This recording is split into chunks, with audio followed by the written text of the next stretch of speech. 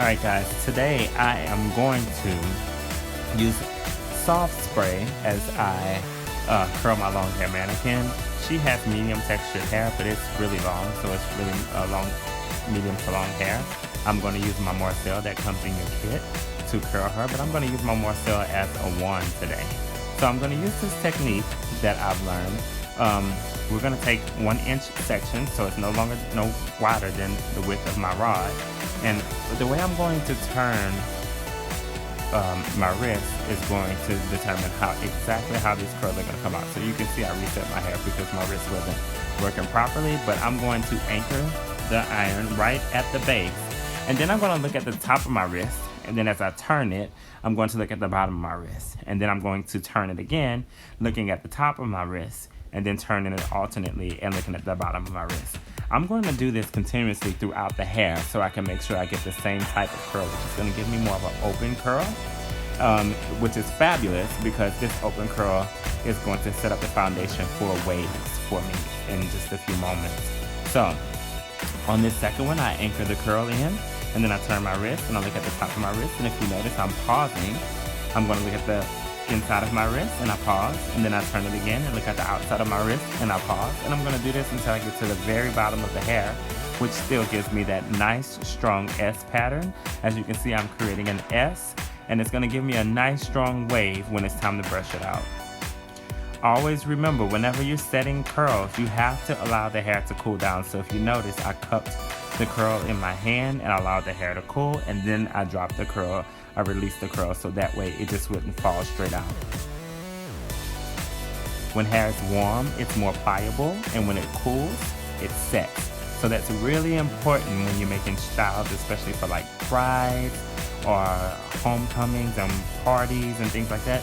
If you have to create waves or curls for any type of updo or a special occasion or just for any everyday style, it's really important to let your curl cool so that way it sets, and when you do brush it out or comb through it, that it'll last longer for you.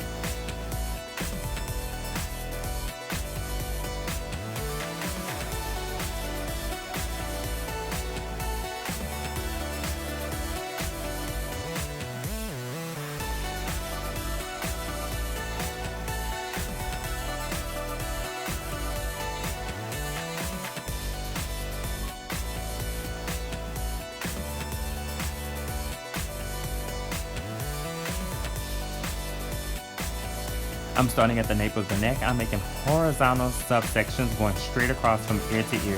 And I'm going to take these same subsections all the way up the hair. This is going to set me up for success to give nice, strong curls. Look at that beautiful curl I just released. This is going to give me a nice, strong curl and wave So that way when I brush her hair out, it's going to give me nice volume. I'm looking for voluminous beach waves, voluminous curls. Notice how I'm looking at the inside of my wrist and now the outside of my wrist. I'm going to give this a roundabout, inside of my wrist, now the outside of my wrist.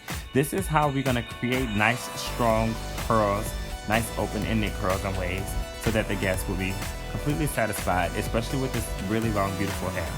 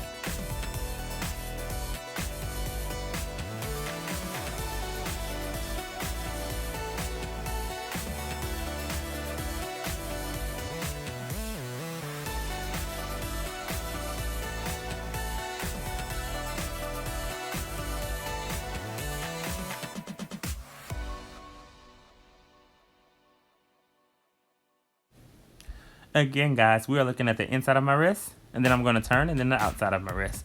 Then I give it a roundabout inside of my wrist, and I'm going to give it a roundabout outside of my wrist.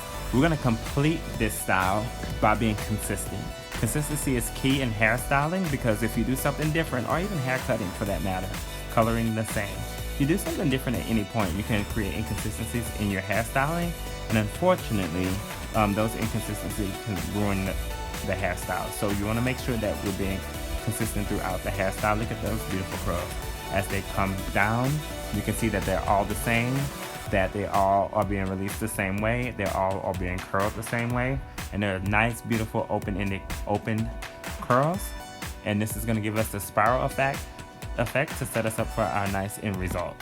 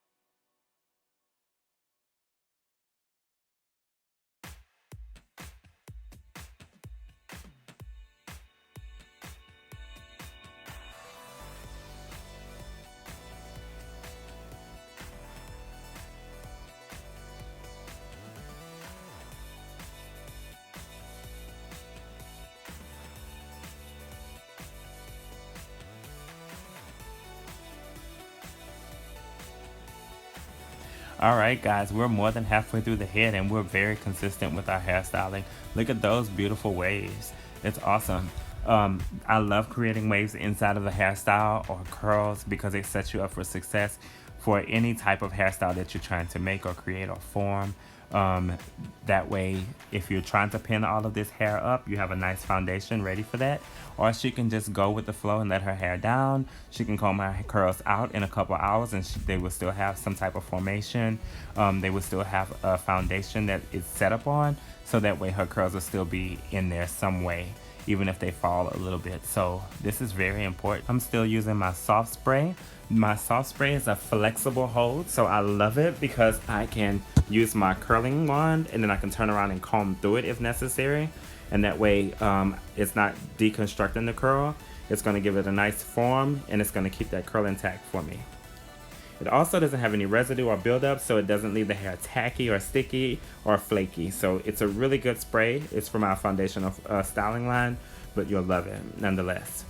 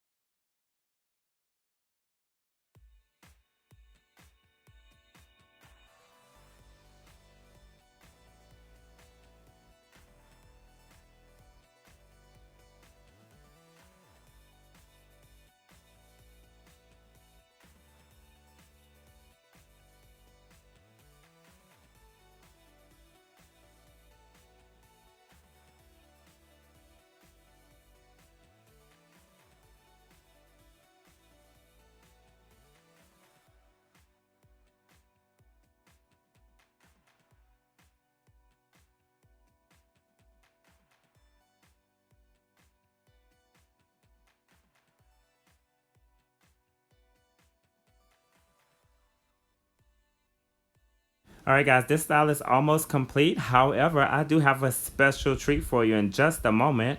I have an interview with one of my friends, Kimberly Janelle, and she is a local hairstylist here in San Antonio area, and we love to talk about hair. It's just one of the things that we like to relate on. We have a lot of fun talking about hair, and we're going to just talk about thermal hairstyling. We're going to talk about certain types of hairstyling. We're even going to talk to you a little bit about some salon reality and pricing when it comes to hairstyling. I want you guys to really enjoy this interview. Take some notes if you want to, or just kick back and listen to the things that we discuss, because these are things that you guys are going to run into in the salon. These are some things that you're going to experience, and I just want you guys to have an open mind about this conversation. And if you have any questions, of course, you can always email me and ask me questions regarding salon reality or the things that we talk about in our discussion.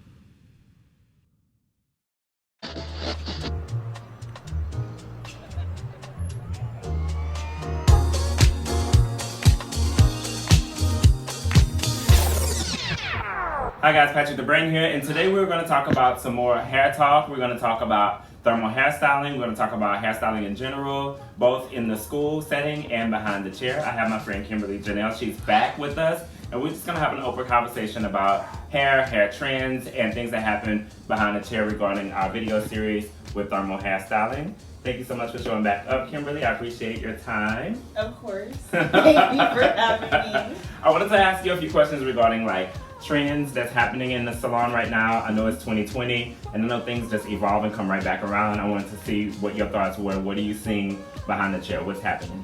In terms of trends, of course, the fun colors are still in. Yeah. You see more rainbow hair now, or what's the kind where transitions across stripes? Stripes of rainbow across. Yeah. I know yes, some vertical. Exactly. That's popular too. I feel like highlights, they're here to stay. Yeah. Of course, balayage is a different method, but even regular highlights are coming back, but more like baby lights. Yeah. So it blends more. It's not as heavy and chunky like they used to be. Those are probably the most popular trends. Yeah. Yes. I love the fact that you mentioned color, because color is such a statement now. People are expressing themselves in so many different ways when it comes to the way they color their hair. Yes. And then when we style the hair to try to make that color pop, I think that's really important too, especially when it comes to hand painting techniques and balayage. What? That is a great point, because during a lot of balayage services, I feel like you can tell if somebody truly knows how to hair paint, because a lot of people can curl it and they're like, oh my god, the transition is so amazing. But when you see it straight, you can easily see blotches, or you can tell when it transitions smoothly. To me, that's the ultimate test. So I'll look at a picture, I'll be zooming in. I'm like, let me see.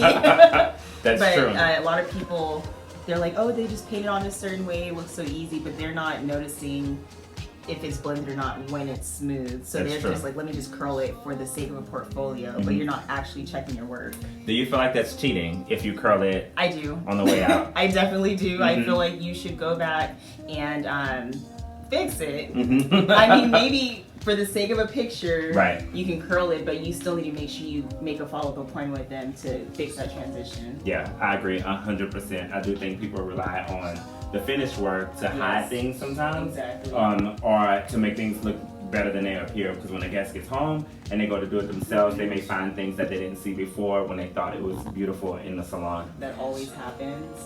And then one thing I notice when I look at people's portfolios, I personally like to see before and afters, because an after photo is great, but for all I know, she could have a full balayage, all you do is touch up her roots. But you're taking credit for her highlights. That's true. So that's a lot of things that I've noticed stylists don't do anymore as much, befores and afters. Yeah, I think it's really important, before and after shot, for the same reasons. You know, you just never know, and unfortunately people do claim other people's work, and most of the time they can't even imitate it or copy it again, so that's really unfortunate. What are some of your favorite tools in the salon to use? What are your go-tos? I really like the wand. more specifically, say if I'm doing an extension service, say if it's like a loose curl pattern, it holds curls more, so like better than a regular curling iron. So like to wand that way, and the hair stays curled for a few days. Now on regular hair, I prefer like flat iron curls. I'll take those over curling iron curls any day. Why? I just feel like they hold better.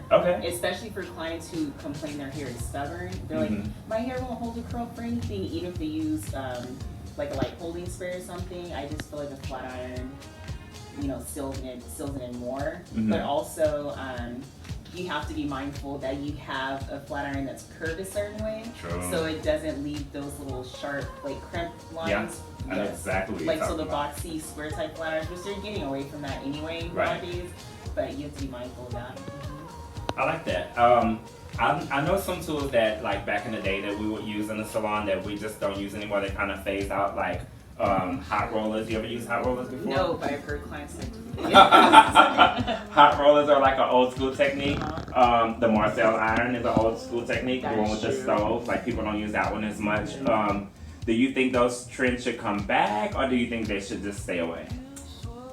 I can't speak for hot rollers, but as far as the Marcel irons, I feel like everybody should at least know the basic technique, because some clients still prefer that. Maybe it may be a different, like the older demographic of clients that do, but however, I feel we should still know. And the fact that you can't control the temperature, I've seen clients before that came in, they had it done from someone who had major heat damage. They wanted my hair silky smooth. You can get it silky smooth without heat you can't control. It's just a matter of application. Blow drying it smooth enough so you're not fighting so much with the flat iron. Very true. But I feel like we should know the basics. How do you feel about the hot rollers? I've never used them, so. I actually love all the old school techniques. I love how things evolve, even with color, with how we got away from the frosting cap. I even think that has a place. No, I do. I think everything has a place. I think those have a place. I also think the hot rollers have its place. So say for instance, if you have multiple things going on in the salon and you can do a hot roller set, let that cool, like it'll warm up, cool, while you can work on somebody else, you know? You can't do that with a wand or just a curling iron. So I love anything that's gonna make the day more efficient and just go by more smoothly for me. I love hot rollers. I think they're cool. I have 2 sets of them actually. But yeah, I think it all has its place, but I agree with you with the Marcel. I do believe that people should know how to use them because they have their own place too, especially when it comes to extra curly hair. That people really want that smoothing service or hard press. They're looking for something that's going to give them that result, and a lot of times you can get that result a lot easier using the Marcel iron. To piggyback on that, I will agree for, say, clients who never really flat iron the hair and they have the really kinky, like curly hair, almost afro kinky, and so their hair isn't trained for the regular blow dry smoothing, so we can get it smooth, but like you said, the Marcel is so hot, it's going to instantly smooth it out, and so you won't really have to like train it as much as you will with the regular blow dry and flat iron. I agree. I agree. How do you feel about round brushing? Do you like round brushing? I do, depending on the texture. So if it's like a very, very loose wave to almost no wave, all round brush. Other than that, I prefer not to. I like the paddle brush because it gives me more control. And it's like, I don't always put the concentrator to the brush because that's too much heat. But I always like to rough dry the roots, get that, you know, stretch out the hair at the same time, and then go in, take maybe like sections, 2 inches thick, and blow dry it that way. I like it that way. Yeah. So are you saying to blow dry to finish or blow drying styles period? I like a round brush finish. If I'm gonna smooth out hair, I'm gonna use a paddle brush and flat iron. Yeah, I like that technique. I just like things that makes things a lot easier. Things that make my day go by easy and make it easy for the guests to, even if they had to recreate the style. A lot of them complain about that. They're like, oh my god, it looks so amazing, but I know it's not gonna look like this when I go home because I don't have the patience. I'm like, okay, so a round brush will not be your go-to style. Let's find something else for you. Or that's another reason for them to come back. Like, oh, well, I'll see you back in 2 weeks. That too. What about, how do you feel about YouTube stylists? I don't really care for them. I can see your hesitation.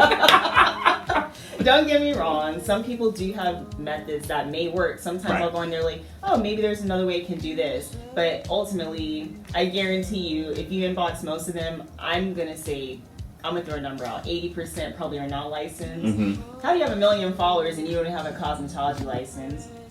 So I agree. I don't understand how people are so like readily available to give them so much credibility, but don't want to spend money in the salon when we were trained for this. And not every stylist is great either. Right. But at least at the end of the day, we know the basics. Because usually this the YouTubers show you styles, but they can't give you insight on really how to maintain your hair and what this and that does for your hair because they don't know. Yeah. And that's okay, but I'm not listening to them. Right. I'm not gonna listen to somebody say this only works. This works for me. I'm not sure if like you're taking a big chance if it doesn't work for you. And I think that's the problem with YouTube. Like you said, people don't have licenses and they're giving hair advice based on what works for them, which you can do that, you know, because you're giving your opinion, but that's all it is. You know, we are trained, and unfortunately, people. It may be a matter of like not being able to afford a hairstylist or not be able to find one in your area that specializes in your hair texture. You know, it's so many factors why people turn to YouTube. Maybe the convenience, you know. At your fingertips. Right? But it's just unfortunate that people don't give, like you said, the credibility to the people that work so hard behind the chair, that work so hard to get a license, to get the education, and then to turn around and try to provide a service that would be for the public or make people beautiful. Right. Or that we don't, sometimes we miss that. But I just don't want, I'm not trying to give YouTube a bad rap, but it could be miseducation, like on both ends of the spectrum, you know? To tag on to that, miseducation is very true, especially say if a girl is in a YouTube video and she's showing you how she curls her own hair at home. A lot of clients don't know you do not need to do multiple passes over your hair to get it straight. Right. If you take small enough sections and a certain type of heat, it's going to smooth it out. And they don't teach you to smooth and curl in one time. So you're seeing them like go over their roots, depending on the texture, several times, and then like, you know, curling the ends super slow. So you're having somebody at home do that, and they may have the same texture as the person in the video, but the person at home, their elasticity may not be the same. So then the next day they're like, oh my gosh, why are my ends more of a wave when they were just curly? You gave yourself heat damage because you're following the same application process that the girl in the video was doing, but her elasticity is stronger than yours. These are things they don't know about. No, and they won't be able to explain that because they don't have the education. You know? And that's really unfortunate. I love how you talk so much about heat and what heat can do as far as damage to your hair. Do you always use a heat protectant in the salon?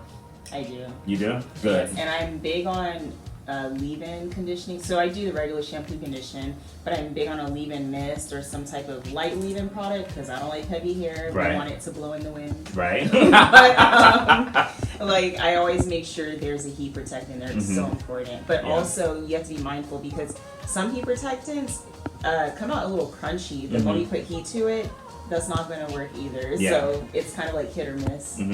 I agree. I think some products, unfortunately, it says it does one thing, and you may even deliver on that one thing, but it may give you something else that you just don't want. So sometimes you really have to kind of research your products and know what works for different hair types and textures. So I'm going to bring up a topic that it's very sensitive to some people because it has like a spectrum of issues when it comes in the salon, and we talk about pricing, money. You know, we don't do this service for free, especially behind the chair, and nobody goes to school to learn how to become a professional and then turn around and donate their services. So it's always it's always a sensitive subject because sometimes people don't know how to price themselves, especially when you're doing hairstyling services, or when they're new to the game. Because they're used to doing like their parents or like their sisters or their family, and they give them a discount. Exactly. So when it comes to like thermal styling, especially with like curly and extra curly hair or even wavy hairstyles, when we have to sit there and smooth hair for hours, or we have to curl hair for hours, or when we have to put so much work into it. How do you feel about pricing? What determines your price list?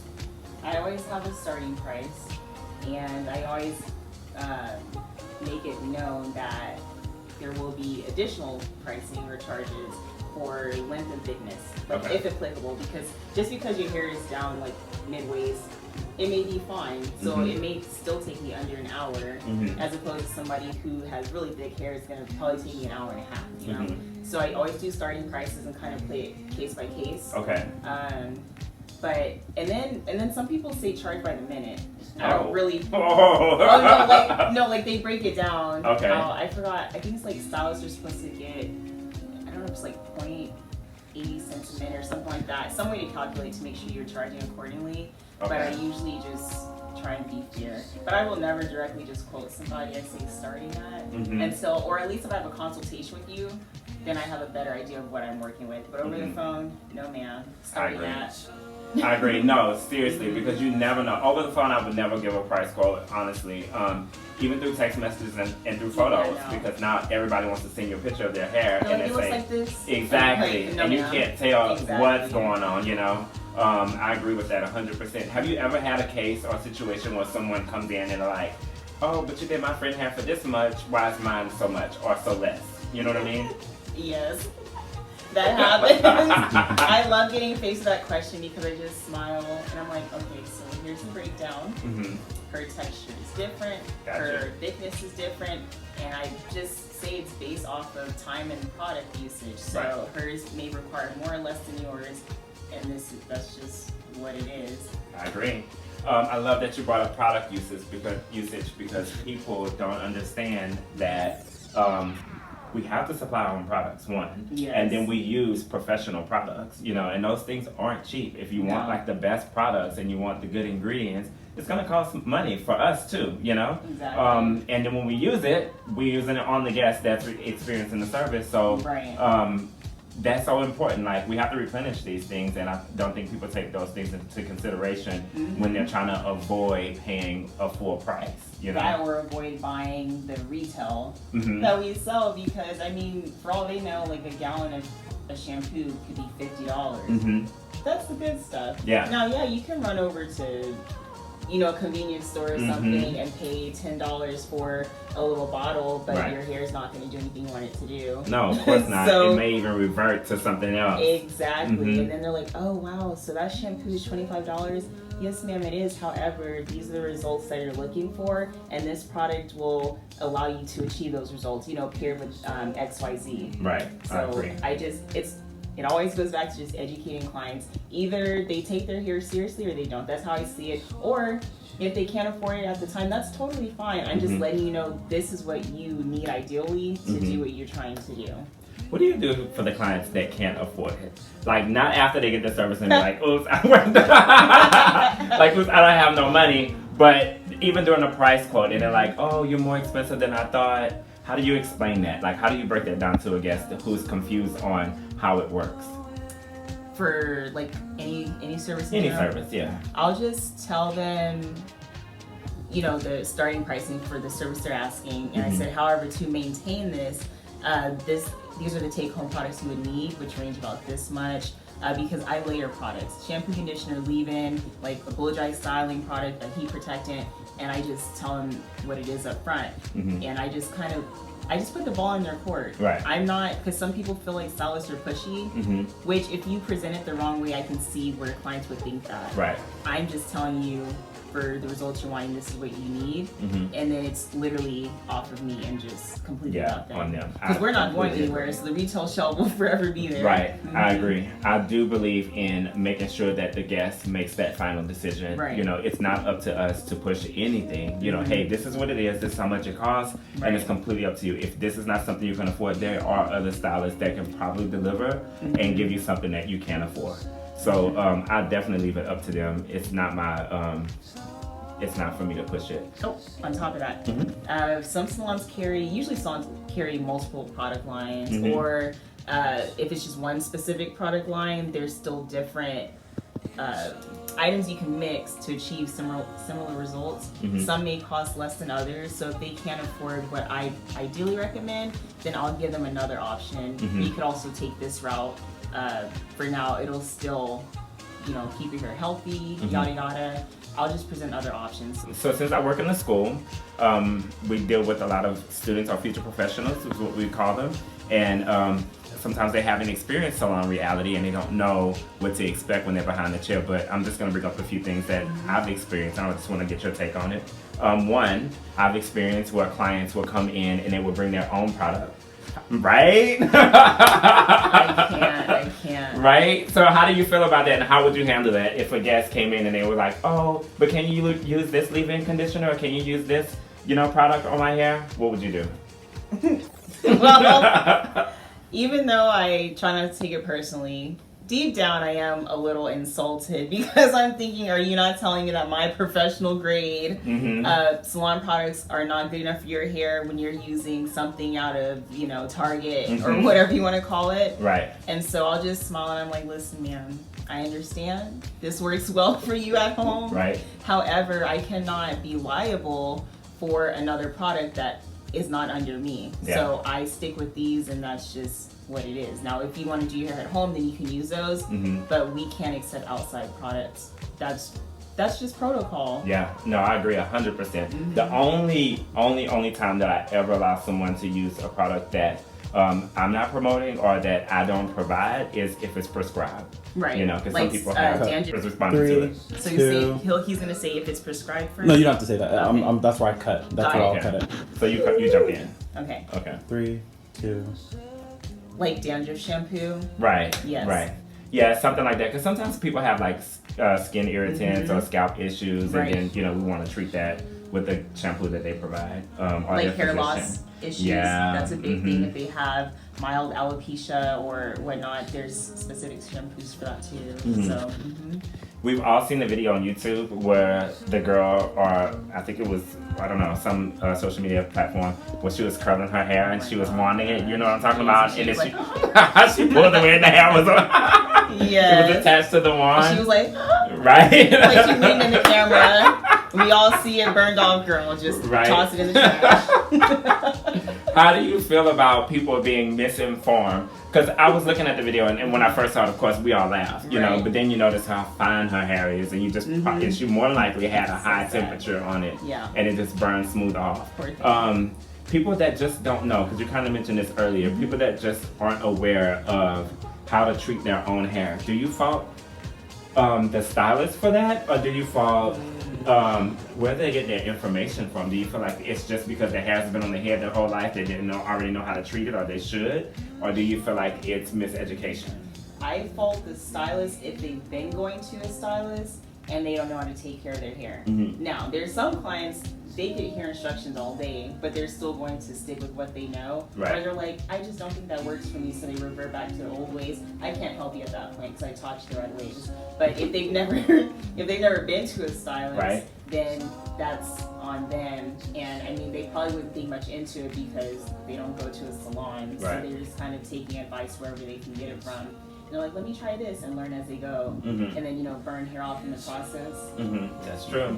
Very true. Excuse me, when I think about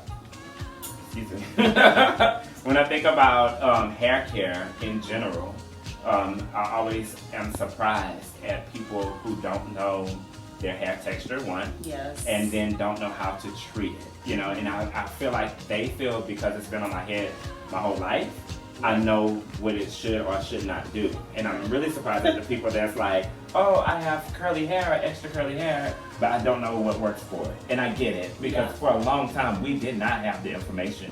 Not only the information, we didn't even have the products to take care of extra curly hair, especially in the black industry, So that doesn't shock me as much, but I do feel like that it's our responsibility as hairstylists behind the chair to educate and inform. And if you don't know that information, you need to learn how to get that information, especially if you're providing services. I agree. Thank you so much for coming. Of course. I like your braids. You know what? I appreciate it. I was like, is shade coming or? No. I really do. I really do. Braid styling. I love braid styling, and I feel like that will never go away. It better not. Right? Even if it does, you'll still see me out with it in my head. I think it's a really good way to protect the hair. We haven't talked about protective styles a lot. What? Yes. Go ahead. Go for it. So, braid styles are great to protect the hair, but a lot of clients just have to understand you cannot be wearing braids 2 or 3 months at a time because our hair naturally sheds so much daily. So even keeping them in a month, which is average, there's already a lot of shedding. So the longer you go, the more it's going to shed. Also, your new growth starts coming in. God forbid you get it wet, you're shampooing, you know, manipulating the scalp. It's easy for hair to log. And then you're just not fully cleaning your hair because you can't really get in there. Also, another thing people are mindful of wearing protective styles, keeping tabs on their edges, because even if the tension isn't that tight, you don't know how much your hair can take. So over time, if you keep going back to back, I see it all the time with clients who never want to do their hair. Over time, I'm like, you just keep seeing the hairline go back more and more. And they're like, oh, I want a protective style. And I'm like, I'm not willing to do it because I already see what path you're on. I want to contribute to that. However, let's get you in some deep conditioning treatments, maybe find some organic type of oils, professional grade, to like help grow in your edges, and then we can work on it. But clients keep forgetting, especially ones who want to pull their hair back a lot. You're going to add extra attention to your edges. It doesn't matter if it's not tight, and then they don't tie their hair up at night the right way. You're putting on like a cotton scarf or a bandana. No, that breaks it off too because it dries it out.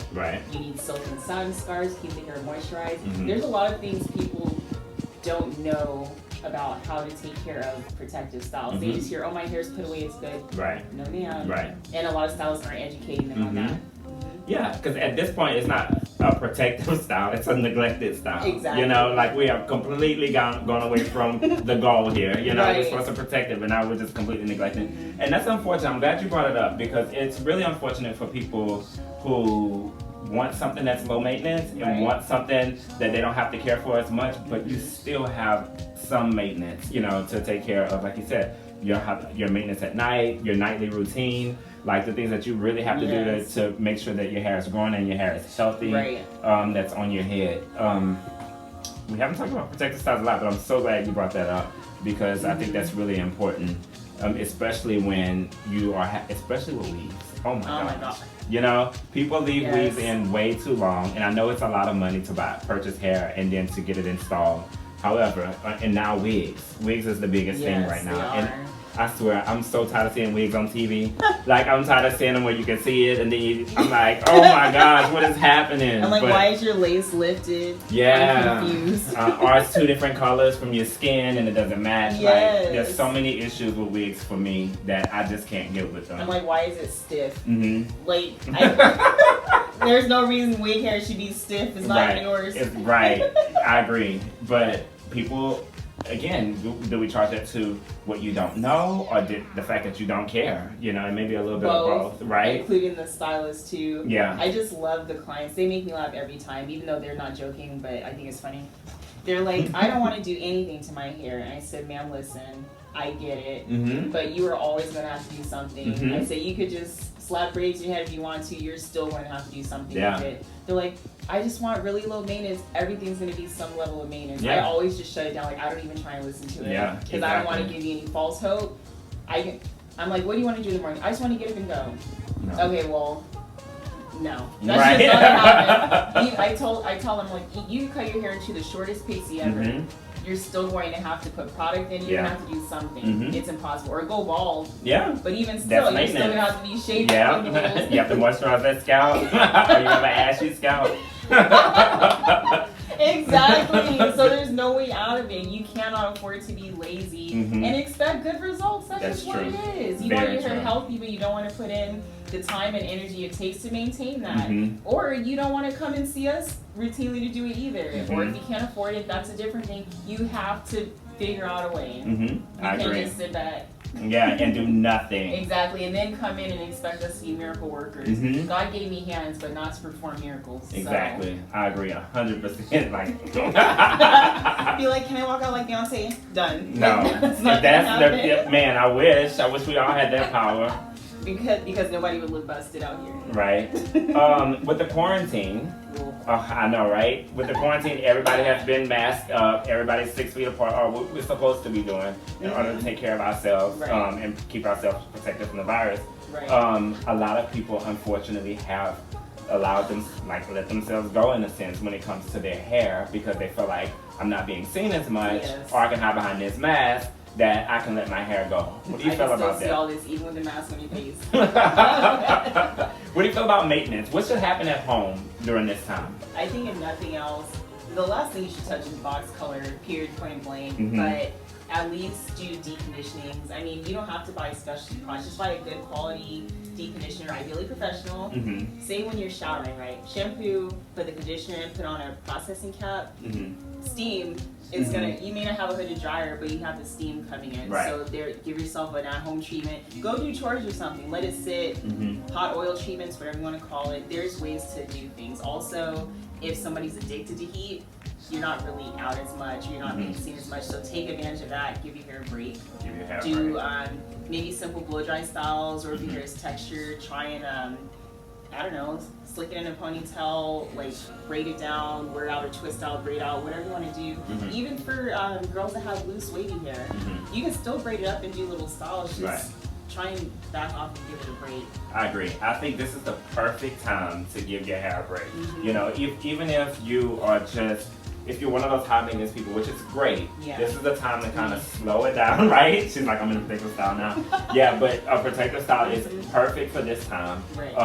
Deep conditioners and treatments are perfect for this time to keep your hair up. If you are a person that loves to keep your color up, this is a perfect time to kind of stretch it out. Not to say that you don't have to get it colored again, but you can definitely stretch out the time.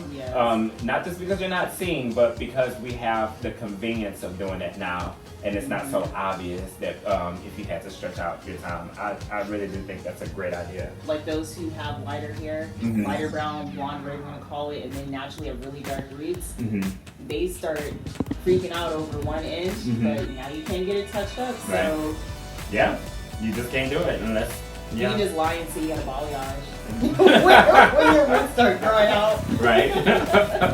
Thank you so much for your time, Kimberly. This was so much fun. I really appreciate you and your insight and your advice. And that's it. Until next time. Yeah. Because there will be a next time. All right. See you soon. Thank you.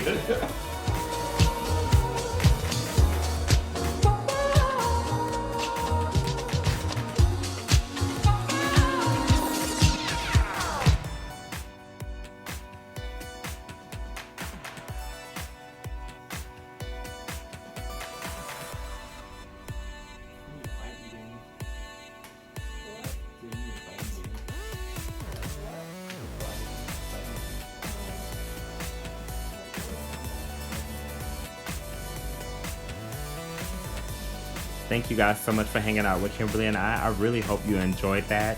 It was just a discussion talking about hair and hairstyling, and I hope you guys really had fun with us. Find you a hair buddy. It's always good to talk to someone regarding the same things that you deal with in the industry. Maybe you can bounce some ideas off of that person, or maybe you guys can share some ideas. Heck, maybe you can even start a business together. You know, who knows? But things come out of people when they can work together, and her and I have always had a good relationship with being able to work together. So I just want to share things with you that we talk about on a daily. So look at these curls. Look how they're coming out just as beautiful. You can notice I took bigger sections at the top, and that's only because I want the top to spread out a little bit more instead of being so ultra defined. So I took larger sections at the top, not to rush or get through it faster, but just to make sure that whenever the hair splits, that it looks nice and full at the top.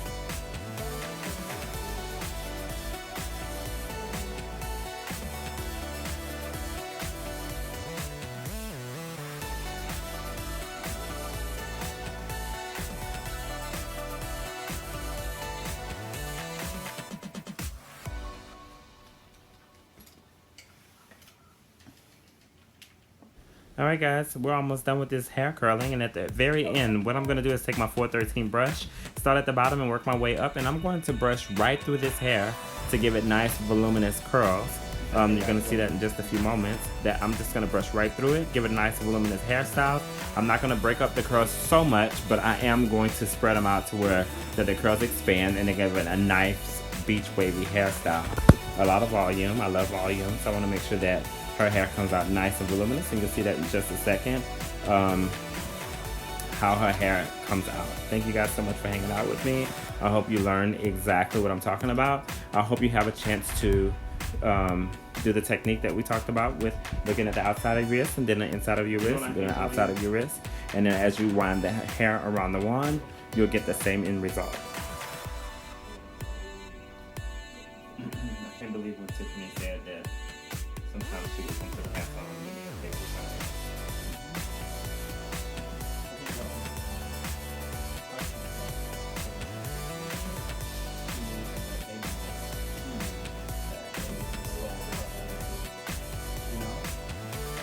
No, that wasn't when she was, that wasn't when I was not working there. That was while I was working there. Yes. You know how hard I struggled working at that salon? I struggled. I had to quit because we were struggling so bad.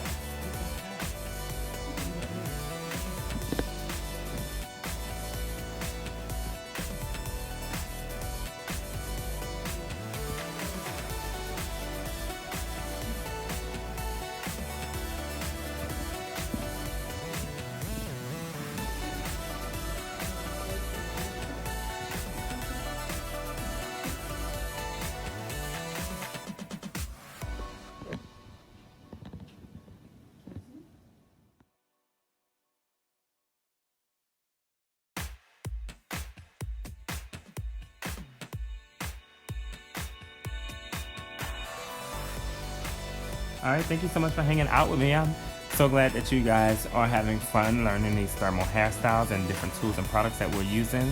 Hopefully it's something that you've never seen before, and if so, I hope that you are still learning something and you have a takeaway from the information that I'm providing for you. Right here, I have created a word search just for you, and we're going to have some fun with this. I came up with all of these words so that we can have these things refreshed in our memory, just kind of a little bit of fun on wordplay.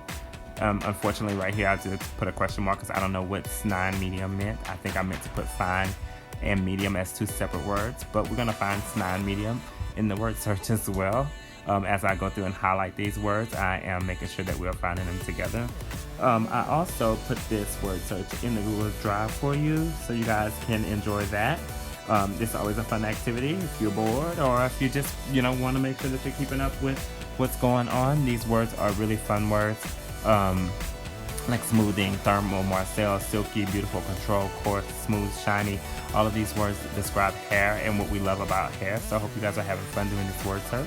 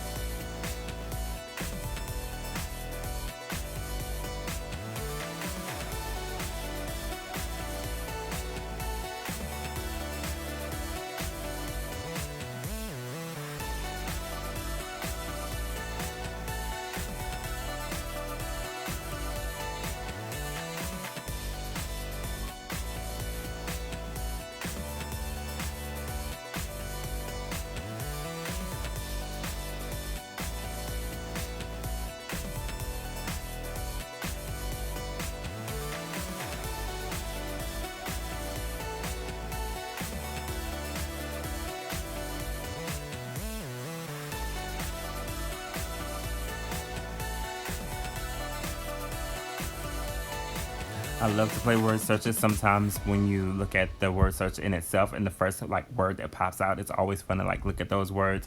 Or as you're crossing out one word, you can like see one out of the corner of your eye, and then you try to go back to it and you can't find any more. That's always fun. I love word searches. I like to use my highlighter and just highlight those words. But these words are definitely all in the Milady's book and in our textual systems. These are words that you can always identify and use to identify hairstyles and hairstyling techniques. I've used these words all throughout the training video that we have for you today, and I wanted to make sure that these words stick in your mind, so I reused them for our word search.